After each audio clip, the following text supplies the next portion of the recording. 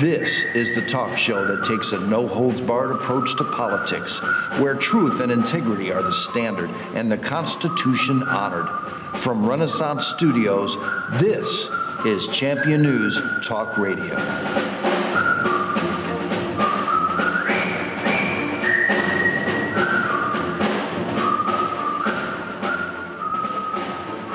Good morning and welcome to another great edition of Champion News Talk Radio, brought to you by championnews.net, your choice for the conservative voice. This is Carol Parisi. Today our founder Jack Roeser and myself have 16th State House District Representative candidate Vincent Romano with us, and we're excited. What's his name again? Vincent Romano.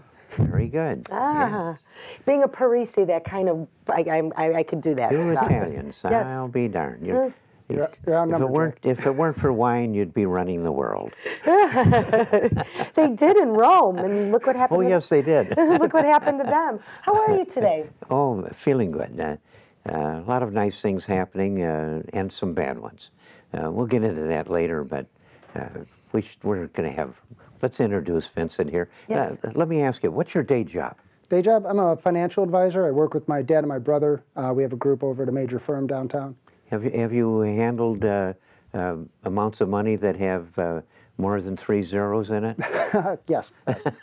So, Well, that's going to be unique downstate because they don't really know the difference. No, If it gets more than 3 zeros, they're more like old senator that said from Illinois that said, well, little money here, a little money there, billion here, a billion there. Pretty soon you're talking serious money.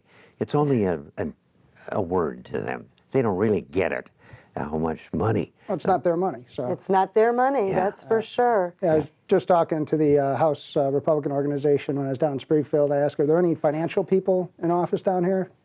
And I don't think I got a clear response on that. I think we have a couple of CPA accountants, but I don't think there's any financial people down in Springfield. Well, we have a There's a saying financial I have- crisis in Illinois. There's a saying I have that you shouldn't get mad at your local tax assessor because he isn't the guy that really causes you to pay your real estate taxes. He's in charge of the manure spreader, and his job is to spread the manure evenly over his township or whatever. And he has no responsibility for how much manure is put on the spreader. But that's put on by the people that spend the money. And I can't see that it's gotten into the heads of any of these people in government in Washington or in Springfield that the tax rates are merely the consequence of spending. And if you don't quit the bloody spending that they're doing, you can't get rid of the taxes. So quit picking on the assessor and get rid of these clowns that can't realize you got to quit spending. And that's nowhere more true than in the K-12 school system and the stupid idea that they're spending $16,000 per child. Yeah, that's typically like $400,000 per classroom a year. You could solve all of the money troubles of the whole state of Illinois if you just were selling education properly and at the proper price, which would be about 2/3 of what they're spending now. Billions and billions, billions and billions of dollars are going into the power of Madigan, that he gets his power out of the dues of the poor teachers. Well, Madigan is ruining their pensions. Well, if Vincent Romano gets elected, you could be 1/6 of the solution to the Republican Renaissance PAC, 6 + 6 - 1. So, Vincent, what made you run for office? What was your drive? Quite honestly, I mean, I was sick of seeing like my families, my neighbors, friends all suffering because of the economic conditions here in the state. I mean, it's so bad you're actually driving families apart. I mean, I got friends. What town is your district? Is the 16th district. 16th. What that is, it's the 50th ward of Chicago, all of Lincolnwood, the south half of Skokie, and the east end of Morton Grove. Okay. It's a But very nice area. It's a very nice area. Oh yeah. I grew up there, and Me too. moved back there about 9 years ago. So yeah, I love it a lot.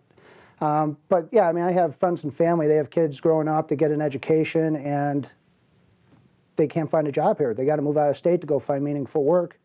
And now you've got your kid living out of state. He's probably going to get married out of state, raise their kids. Well, now they don't have their grandparents' support, family support, and Family infrastructure support. I mean, Vincent, what do you think is the biggest problem in Illinois today? What is our most looming problem for our state? Well, looking at a business aspect of it, you look at the top 20% or 80% of your liabilities and try to cut from there. Right now, the big talks are pension reform and Medicaid reform. Those are the biggest things affecting our state. We have about $2.7 billion they're trying to cut out of Medicaid, and our pension reforms, so state debt reform is about $83 billion we're looking at. And I mean, it's just something that's unsustainable. What are your opponent's solutions to the pension reform and the Medicaid reform, or does your opponent even realize those are problems? Well, he doesn't really want to, I think, say there's a problem because he's the number 2 guy in the House. He's Madigan's right-hand man. They're finally coming out and saying stuff. I think the big push we saw from Quinn in the House right now is they got a warning from the bond raters saying, if you guys don't do something, you guys are going to get lowered again. We're already the lowest bond rating in the nation. We're going to get lower lowered those again. than zero. We're deeper in the hole than California. Yeah. They're wider because they're a bit bigger state. bigger state. They're in a disaster shape. Yeah. But we got the worst bond rating, and we're so far in the hole, largely because of education.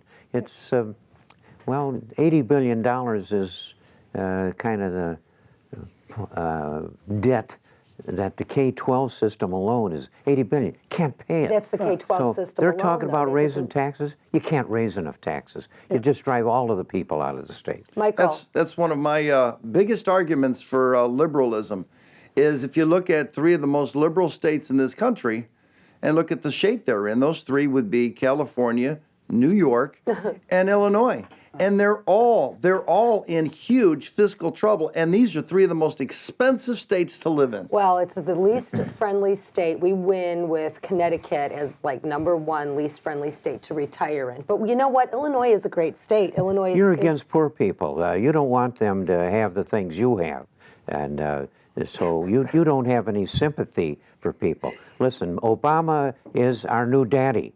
You don't need daddies in a family because the government is going to provide all of the things you really need. Because those millionaires were those guys that are abusing us on our jobs. We got to get rid of them.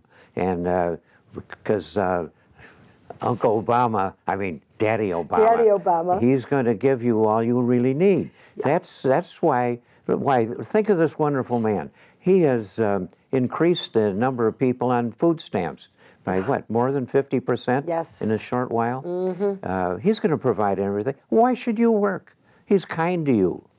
You know, they used to... Wait a minute. I woke up the wrong way. You wake up on the wrong side of the bed this morning? Yeah. He's made, actually what he's done is he's made victims. Right. Especially of the black community or anybody that's new to this country that came here to work and be an American and get successful. He's turned them into victims. Perpetrators. Well, The worst things you can be is in a class like the black people that haven't yet escaped out of the bad parts of Chicago. And he's got them there as victims. And the class warfare. There's a lot of is black fine. people, you can't tell them from white from what they're doing and acting, and they're perfectly wonderful, and thank God that they're Americans. Right. Well, But the victims down there are what are spending the money. It's crazy, these politicians that get elected. But They're our new daddy. They perpetrate class warfare. They perpetrate victimhood. They embolden the entitlement programs. It's not Americanism. It is socialism. Well, Michael, you were going to say something. Yeah, they used to call it the nanny state. But under President Obama, I have a new term. Let's call it the ninny state. The ninny state, the ninny state, the Mac Daddy state. So you know what, Vincent? You were talking about your opponent. What is his name? Lou Lang. He's the deputy majority leader in the House, and he actually runs the floor for Micheal Madigan. So he's the second man in charge for Micheal Madigan. Correct. And what is... And the big thing what's his day job you were saying? He was a lawyer for Goldman Cairo, who is the largest workman's comp law firm in Illinois, and Illinois just happens to be the state with the highest workman comp rate. Oh, can Now, we I'm, say that I'm again? enough I of a love that. businessman, and I'm an old geezer, and I've been hearing about workman's comp for most of my business life, that business groups have been trying to get out of being the worst law on that, a burden that just attracts people that are abusing workman's comp. So that anybody can get the easy ride in life by using the workman's comp law in the state of Illinois.